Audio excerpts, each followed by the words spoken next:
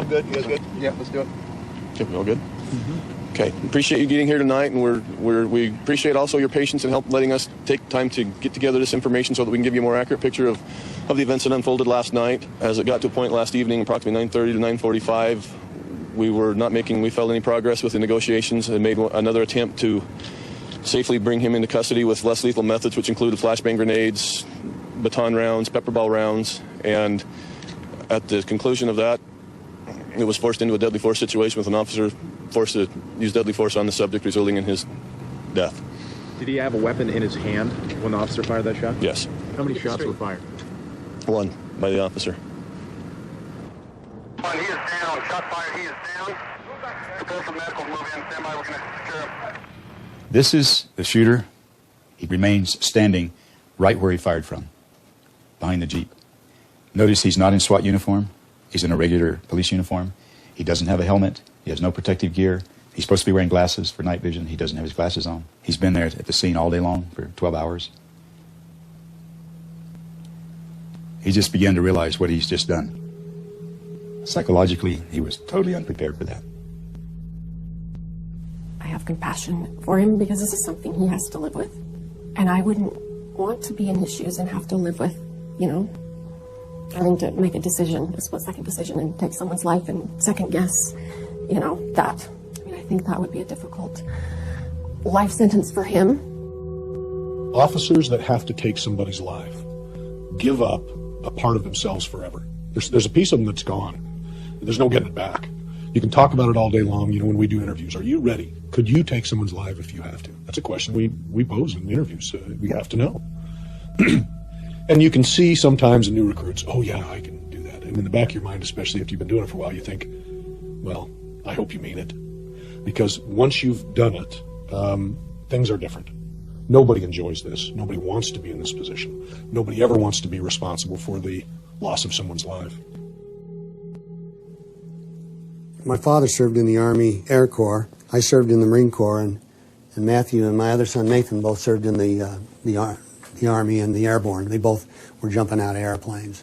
And this is basically the ribbons and medals that Matthew had received. I understood that this may have been knocked off the wall and somebody walked over it and damaged it, and so we put it back together. The way they viewed him and what they claim he did, and that they were just very abusive to him. For a year and a half to be in a little 10-foot cell and be deprived of sunlight and caged like an animal, ultimately, I think he knew about the system and how unfair the system is. They're responsible for his death. That's my opinion. We're here this morning to address the death of Matthew Stewart. Early this morning at approximately 12:50 a.m., a correctional officer was doing a routine hourly cell check when she discovered Matthew Stewart unresponsive and hanging from a bed sheet inside his jail cell. It was determined that he was deceased. He wrote a lot of postcards. The only thing that they would let you do in communicating to and from the jail is with these postcards. Dearest Sister Erna, I think that you should fight for what you believe in. What is most important to you? Right now, it is to be heard. So whisper. If they don't listen, speak up. And if I still got no reaction, then I should yell. Well, this is me yelling. In anger, and in grief, and in pain. We are here to congregate and honor and respect and remember Matthew Stewart. And we are going to have a silent vigil / demonstration and walking down to Dee Smith's house so he can join us in filling in our grief. Dee Smith held a press conference actually the day of Matt's passing, just pushing his agenda and not really giving us a day to just grieve. So we didn't even have a chance to tell all of his family members what had happened yet. We thought that Dee Smith needed to understand that we were a grieving family. Matthew Stewart fired a total of 31 shots that night. 17 of them struck police officers.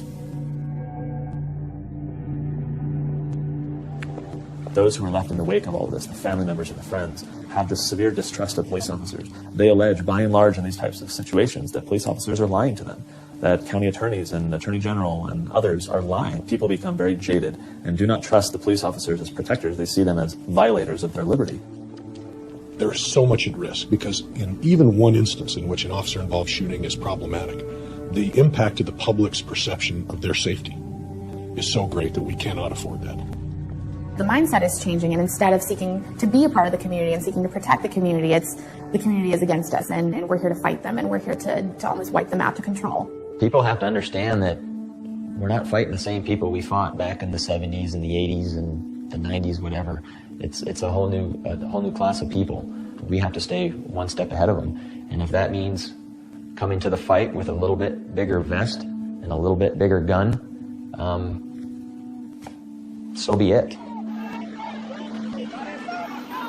Militarizing the police undermines public confidence in law enforcement. It makes people fear the police, and it makes people not trust the police when the police think of the communities that they're supposed to serve as an enemy. And when you have a situation in which the people fear or don't trust the police, that undermines public safety. We don't want people to think that the police are an occupying force in their neighborhoods. You can go to a community and ask a person a simple question. Should we call the cops? And in some communities, they'll look you in the eye and laugh and say, hell no. We near his house, and he's got his whole front lawn lined with off-duty police officers and strike force agents. I thought he was a total coward for committing suicide, because I was relishing the day to see the needle put into his arm and him die from the death penalty.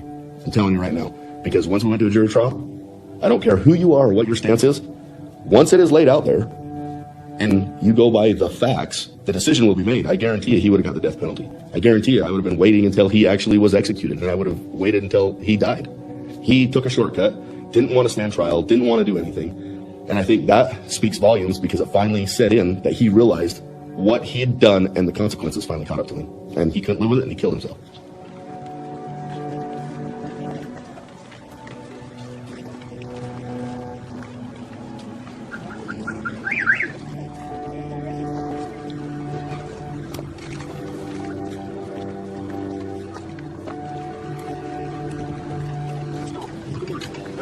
Mrs. Stewart, we'll follow the agreement.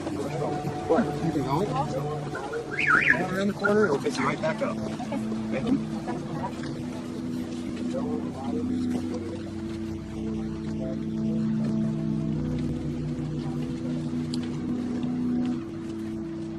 Nobody got into this to be a cop, or they shouldn't have.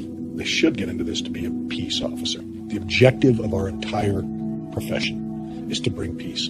Sometimes peace is purchased with violence. Not violence that we want or sought or enjoy.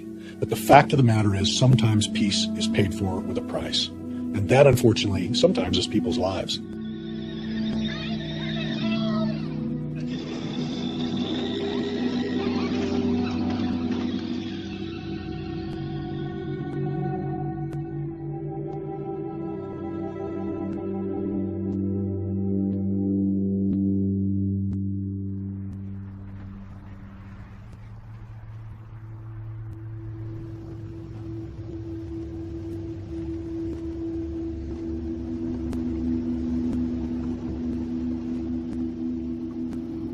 The last 4 years have been perhaps the toughest of my entire life.